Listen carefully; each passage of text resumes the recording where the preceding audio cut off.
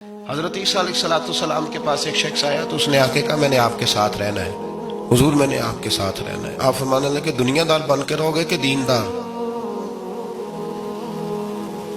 کہنے لگا جی میں دیندار بن کے رہوں گا۔ فرمانے لگے دنیا کی طلب نہ کرنا ورنہ میری صحبت میں نہیں رہ سکو۔ حضرت عیسیٰ علیہ السلام نے شادی نہیں کی، مکان ہی نہیں بنایا، ایک تکیہ، ایک پیالہ، ایک کمبل، جہاں رات ہوتی وہیں سو جاتی۔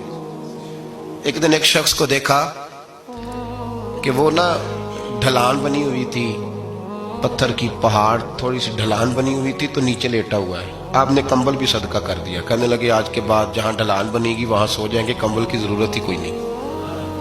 کچھ دنوں کے بعد ایک شخص کو دیکھا کہ وہ اپنے ہاتھ کا تکیہ بنا کے سویا ہوا ہے، تکیہ بھی خیرات کر دیا، کہنے لگے اس کے بغیر بھی گزارا ہو سکتا ہے۔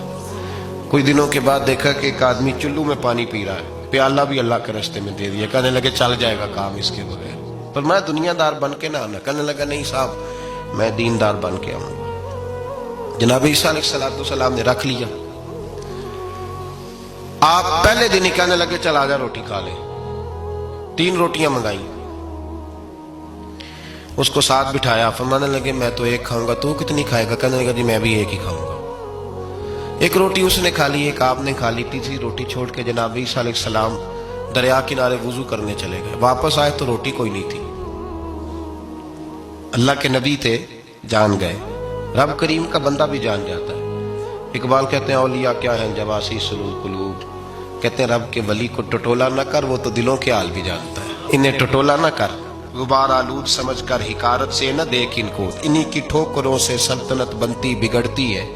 اور اقبال کہتے ہیں نہ تیغ و تیر میں نہ لشکر و سپاہ میں، نہ تیغ و تیر میں نہ لشکر و سپاہ میں، کہتے ہیں نہ تلوار میں نہ تیر میں نہ لشکر میں نہ فوجوں میں، نہ تیغ و تیر میں نہ لشکر و سپاہ میں ہے جو بات مرد کلندر کی بارگاہ میں ہے، جو بات مرد کلندر کی بارگاہ میں۔ تیسری روٹی کدھر ہے؟ کہنے لگا حضور مجھے نہیں پتا۔ فرمانے لگے تجھے پتا ہے پر تو بتا نہیں رہا۔ کہنے لگا مجھے تیسری روٹی کا پتا۔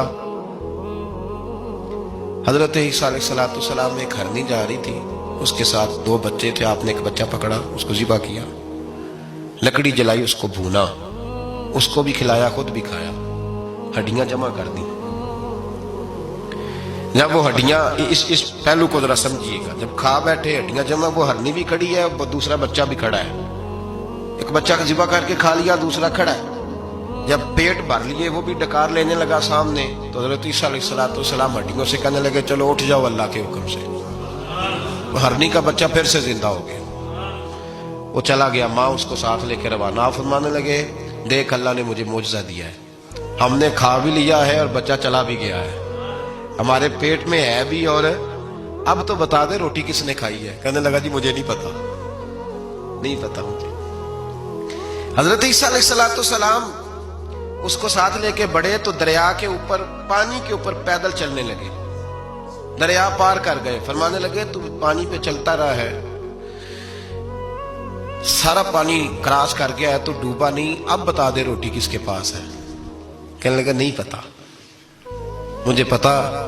اللہ اکبر، کیا خوب لفظ کہہ گئے سجادہ نشین حضرت پیر میر علی شاہ صاحب رحمت اللہ علیہ۔